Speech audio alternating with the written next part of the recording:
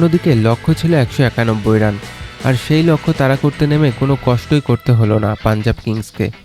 প্রিয়াংশু আরিয়ার ঝড়ো শুরু, তারপর প্রভসিমান সিং ও অধিনায়ক শ্রেয়াস আয়ারের দুর্দান্ত ব্যাটিং সব মিলিয়ে 4 উইকেট আর 2 বল হাতে রেখেই ঘরের মাঠে চেন্নাইকে হারিয়ে দিল পাঞ্জাব।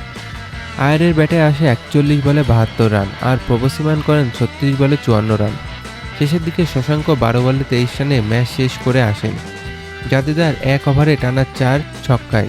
চেন্নাইয়ের ইনিংসটা ছিল খুবই স্লো। রাশেদ, আয়ুষ আর জাদেজা দ্রুতই আউট হয়ে বসেন।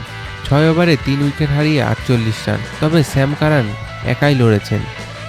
ব্রেভিস আর দুবেকে সঙ্গে নিয়ে দুজনে জুটি করেন তিনি। কারানের ব্যাট থেকে আসে 47 বলে 88 রানের অসাধারণ ইনিংস। শেষের দিকে ধোনি দেন 4 বলে 11 রান, তবুও সেটা যথেষ্ট হয়নি।